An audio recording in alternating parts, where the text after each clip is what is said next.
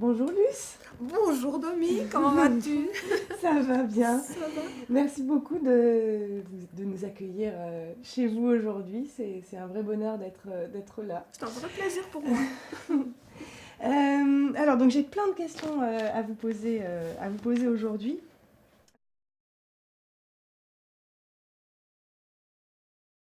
Ce grand enfant dans ce monde d'adulte, est-ce que vous pouvez nous en parler un petit peu?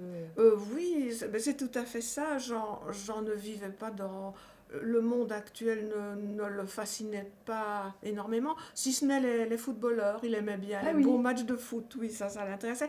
Mais sinon, je crois qu'il était réfugié dans sa propre enfance, je crois. Et il ne devait pas se forcer du tout pour écrire des histoires pour les enfants, parce que je crois que lui-même était resté un grand enfant. Les réalités quotidiennes l'ennuyaient plutôt. mhm, Oui, c'est tout ce que je peux vous dire à ce propos-là. C'était quelqu'un de très bon et pacifique et gentil, comme dans ses bandes dessinées.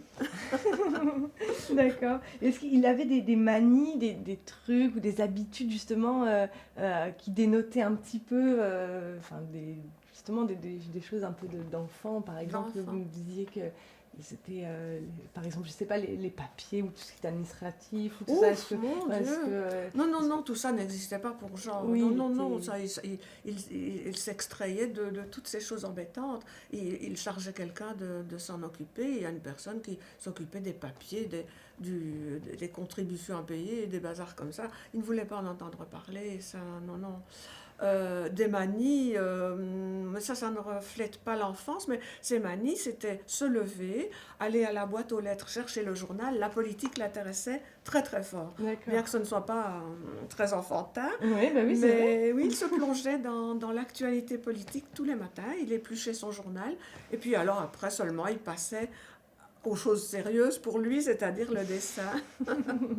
Ça, c'était une de ses seules manies, je crois. C'était son journal. D'accord. Oui, toujours le même. Oui. Et, c'était toujours le même journal que son père lisait déjà. Et chaque année, ce journal, je ne vais pas faire de la publicité, Ah, si, s'appelle Le Soir, c'est un d'accord. journal belge, organise chaque année une espèce de tombola pour aider les enfants malheureux ou quelque chose comme ça. Si bien que les parents de Jean donnaient déjà des sous pour avoir des billets de tombola et ils ont gagné en fin de compte un gros prix qui leur a permis d'acheter une petite maison, le genre de petite maison que Boule et Bill fréquentent dans les bandes dessinées, D'accord. grâce à un journal. C'est peut-être pour ça qu'il a continué à lire le même, je crois pas, hein. Mais enfin c'était lié à la vie de tous les jours, le journal D'accord. tous les matins. Voilà, petit détail. Et du coup, enfin, quelle était sa relation avec les enfants qui l'entouraient, etc. Du coup, il devait peut-être plus le voir comme un copain, plus que comme un adulte, ou pas. Oui, ce qui le dérangeait peut-être un peu, oui, il aimait beaucoup les enfants, mais les dessinateurs ont besoin d'énormément de tranquillité et le bruit le perturbait énormément. Donc il préférait rester seul dans son atelier quand il y avait des enfants ici, ses petits-enfants étaient là, ben, il parlait au repas, etc. Mais après, il s'isolait dans son atelier parce que tous les dessinateurs, je crois, sont pareils. Il leur faut énormément de concentration Mhm. et il ne supportait qu'une chose dans son atelier, c'était la musique. D'accord, Oui, et il adorait la musique classique, le jazz. Il travaillait toujours en musique. Ça, d'accord. c'est un... plutôt que dans les cris d'enfants qui le perturbaient. Oui. Donc musique classique, jazz, et est-ce qu'il avait des chanteurs qui l'inspiraient plus que Oui, tous les d'autres? chanteurs romantiques, je ne sais pas si on peut appeler ça romantique, mais comme Frank Sinatra, les Oui, crooners, disons, ça il adorait. Et particulièrement un gars dont on ne parle plus du tout, c'était Billy Epstein. C'était un Américain qui avait une voix sirupeuse à souhait. Et il adorait tous ces chanteurs-là, très sentimentaux, très, très doux, quoi, très, très bien. mhm, C'était ce... Parce qu'en fait, Jean était resté euh, américanophile, si on peut dire, parce que il était adolescent quand la guerre a pris fin et que les Américains sont venus chez nous. il a commencé à entendre à ce moment-là de la musique de jazz et d'entendre tous les crooners dont on avait été privé pendant 5 ans parce que les Allemands n'aimaient pas particulièrement entendre parler anglais, hein. Donc on n'entendait pas ce genre de musique.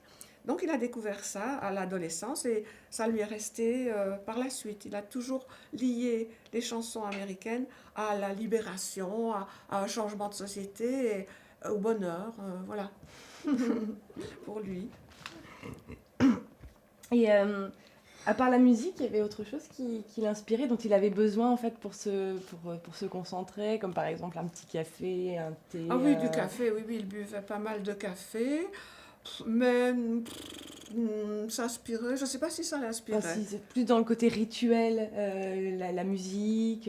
Ah, et la musique, oui, et le café du matin, oui, le rituel, le journal, les infos à la télé le soir, quand il avait fini de travailler vers 8 heures, Mhm. les infos, toujours liées à la politique évidemment, alors qu'il n'a jamais fait une bande dessinée qui soit le moins du monde Bah politique, oui. mais il se tenait beaucoup au courant de ce qui se passait, surtout en Belgique. Mm. Voilà.